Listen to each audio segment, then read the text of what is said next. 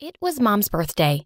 She hadn't been home for so many days, but I'd heard her come home last night. So as soon as it was 9, I rushed to her room with a special breakfast in bed and a card I'd made. I hoped she'd like it and stay longer this time. I pushed open the door of her room and yelled, "Surprise!" But Mom was nowhere to be seen. I checked everywhere, but nothing. I ran to Dad and he said, "She's not coming back. Forget her." Forget her? Forget my mom? Daddy, take me to her. I want Mom. Dad just walked away, leaving me with the nanny, but I stomped my feet and yelled, "If you don't take me to Mom, I'm gonna have the police sue you." Oh, all right, fine. You want to go? I'll take you there. I'm moving to London anyway. With that, he put me in the car and drove me to her new house. As soon as I got out, he drove away. I rang the bell and waited excitedly for Mom to open the door. As soon as she saw me, her eyes welled up with tears. "Mommy, I missed you." But the next minute, she slammed the door in my face. I stood in shock as the door reopened, but this time, it was a man. He was tall and wore glasses and smiled at me kindly. "You must be Alexis. I'm Brian, your stepfather." He took me inside saying it was all okay and that Mom was just so happy to see me. Then he left me and went to the other room. A minute later, I heard her yelling, "Send her back, Brian." "She's just a kid. I'm not sending her anywhere." I knew I had to do something to change her mind, so I opened the door and went inside. "Mom, Dad left yesterday, so I think you should raise me now or I will end up in the streets. Not that I mind, but because I have to go to school, I need a home." She looked me dead in the eye. "Do you think I care? I hate kids. I hate you." And with that, she marched away. As I realized for the first time, my mom hated me. I burst into tears and tried to follow her. "Mommy, no. Take me with you." But Brian pulled me into a hug and said, "It's okay, kiddo. If your dad's gone to London, I'll take care of you. Want to see something really cool you can do on this computer I just got?" "Hi, my name is Alexis, and after my mom left me, my stepdad became my mom. He spent all his time teaching me 2 things. First is the coolest thing in the world, computer programming. And the second is how to be a tough girl and get back on all the jerks in my life. But before I tell you exactly how, please like and subscribe." Anywho, by the time I was 16, I'd forgotten Mom and even my real dad. In fact, life was as perfect as it could be, until one day when everything came crashing down. I was at school when suddenly all the computers in the computer lab crashed. My teacher was going crazy trying to fix them, but I could tell she was doing it all wrong. Do you want help with it? I think I can fix it. "How could you? I'm the teacher here. I have a degree from Princeton." "But you're doing it wrong. It's obviously malicious software." "You think you can do better? Fine, baby genius. If you mess anything up, I'm flunking you." Everyone stopped what they were doing and looked at us. Someone muttered, "There goes her straight A's. Why is she such a show-off?" I rolled my eyes as I looked over the computer. Aha! I was right. Within minutes, everyone's screens lit up. I looked at her, thrilled. She'd have to be impressed, right? Wrong. She was glaring angrily at me and yelled, "There's no way you could have fixed it so quickly unless you messed it up in the first place. Are you trying to show me down, idiot? To the principal's office, right now." I had nothing to do with this. You have no idea what you're talking about. Just then, I heard an announcement. "Alexis, please report to the principal's office immediately." I sighed and walked out. But as soon as I saw the principal's face, I knew something was very wrong. I'm afraid I have bad news. Your father, stepfather, he is in jail." I stood there in shock. "What do you mean? He's always at work at this time." She got up and hugged me. "Alexis, sweetie, I'm sorry. It's about the case with his son, from what I heard." "That's crazy." I turned and ran home. I knew Brian had a son, Matt, but they hadn't spoken even once in the last 11 years. Matt had sued Brian, claiming that he had ruined his childhood when he left him. And now he'd won the case and Brian was in jail. When I got home and entered the lounge, I bumped into a bunch of kids running around as a man and woman lay on the couch watching TV. "Hey, who are you and what are you doing in my house?" The man laughed.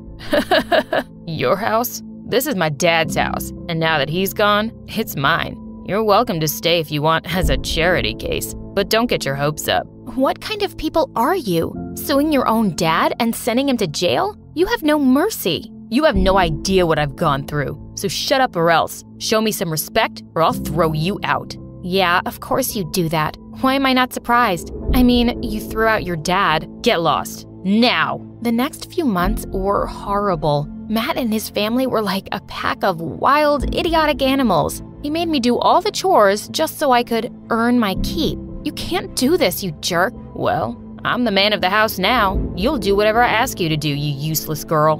In your dreams. I went to my room and spent time there working on my computer. And all of this wasn't enough for Matt. He also never allowed my boyfriend Josh to come visit, saying our relationship was a bad influence on his kids. But I let Josh sneak into my room through the window and we spent nights there. And Matt had no idea. Josh was also into programming and it was so romantic. Having him in my life gave me some strength to deal with my jerk stepbrother. Things were going fine until one night, Matt burst into my room and found Josh there. He started yelling at him and kicked him out.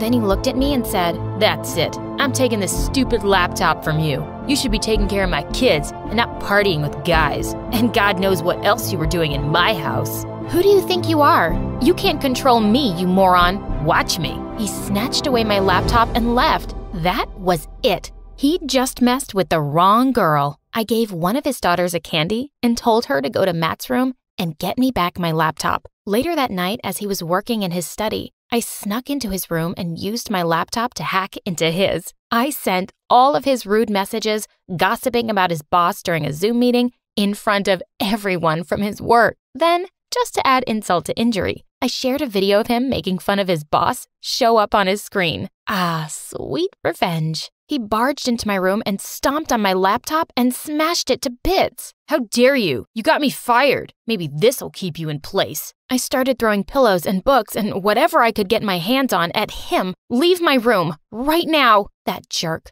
I had to do something to get a new laptop, so I started working at a local McDonald's. A month later, when I got my first paycheck, I ran straight to the computer shop. I was beyond happy as I walked home. Just then, something caught my eye in the candy shop. A lotto announcement. Ugh, these lame shows. I looked at the dollar in my pocket, so I thought, why not? I went in and bought a ticket. When I got home, I ran to my room, hid the ticket, and opened up my laptop. And the first thing I did on it was hack that lotto company's website, and I knew just what to do. Little did I know that at that very moment, a little devil was hiding under my bed. After dinner, as I headed to my room, I heard the lotto numbers being announced. I ran to my room to get the ticket, but stopped short. My drawer was open, and the ticket was gone. I ran back and found Matt jumping up and down with a ticket in his hand. "I'm rich! Babe, I'm rich! I won $500K! He grabbed his wife and twirled her around. "Yes, we are, babe!" What were they going on about? "Hey, that's my ticket. Give it back." I tried to snatch it from him, but to no success. "You can't go around hiding things from me in my own house. This money is mine."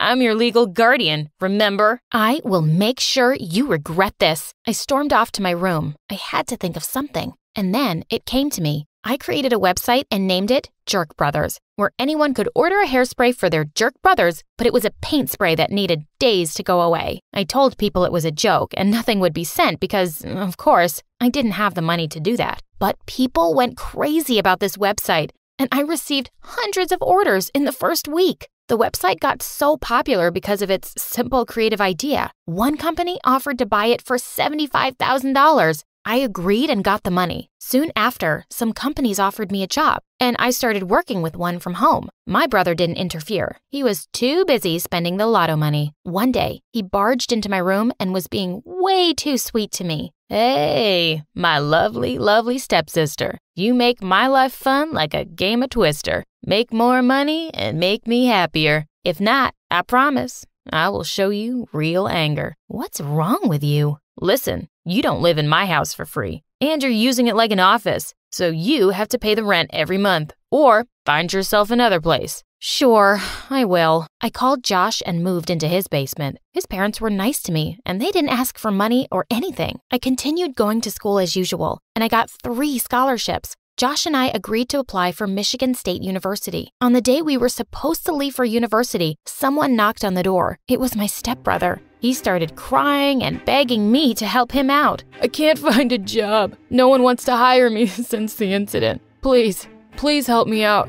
You're my only sister. I need to feed my kids." I knew he didn't deserve my sympathy after everything he did to me, but I loved his daughters, so I agreed to give them a monthly payment to help him out. He leaned in to kiss my hand, but I pulled it away. Please, there's no need for this. I only have one request. Please get Brian out of prison. He nodded his head. Sure, I will. I swear. Thank you. You're a good person. Thank you. And then I left with Josh. 5 years later, and now I'm a programming instructor at my dream university. In 2 weeks, I'm going to get married to Josh, and the man who is going to walk me down the aisle is Brian. I will never forget him and what he always taught me. Humanity, knowledge, and science are more important than money.